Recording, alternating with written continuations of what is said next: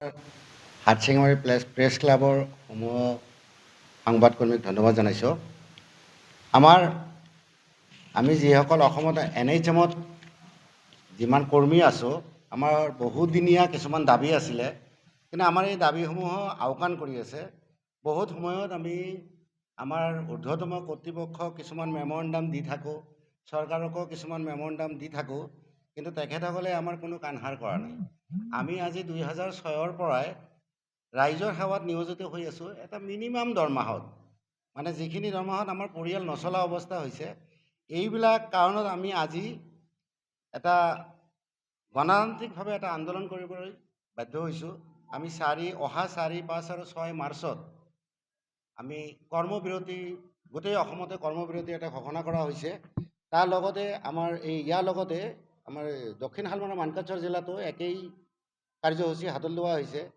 এই কাৰ্যসূচীৰ সময়ত আমি যিহেতু ৰাইজৰ সেৱাত নিয়োজিত, এই সময়ছোৱা 3 দিনত আমাৰ ৰাইজে বহুত সমস্যাৰ সন্মুখীন হ'ব।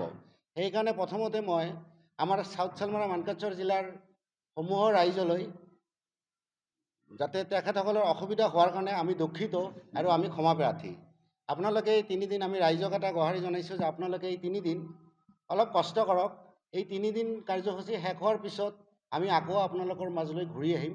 ঘূৰি আহি আগৰ দৰে আমি আপোনালোকৰ তাতে সেৱা আগবঢ়াম কৈ আছোঁ।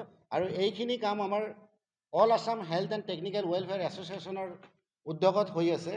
আমাৰ মূল দাবীসমূহ হৈছে, আমাৰ আজিলৈকে মেডিকেল ডিপাৰ্টমেণ্টত মানে হেল্থ ছেক্টৰত যিখিনি ছাৰ্ভিচ হৈ আছে, আমি মানুহখিনি আজি 18 বছৰে কাম কৰাৰ পিছত আমাক ৰিক্ৰুটমেণ্ট নিদিয়াকৈ নতুন মানুহ দি আছে। কিন্তু পৰ্যায়ক্ৰমে আমাক ছিনিয়ৰিটি বেচিছত দিব পাৰে, সেইখিনি কাম কৰা নাই।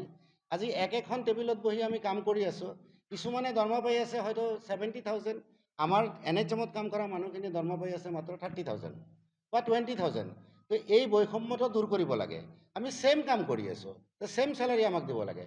আমাক এটা সময়ত ক'ভিড সংগ্ৰামী বুলি কৈছিলে, কিন্তু ক'ভিড সংগ্ৰামী হোৱাৰ পিছতো আমাক আজিলৈকে কিন্তু একো আমি পোৱা নাই। এইখিনি আমাৰ দাবী আছে। আৰু আমাৰ চাকৰিখন আজি 2006-ৰ পৰাই আমি ইয়াত নিয়োজিত হৈ আছোঁ, কিন্তু আমাক আজিলৈকে নিয়মীয়াকৰণ কৰাৰ কোনো প্ৰস্তুতি লোৱা নাই।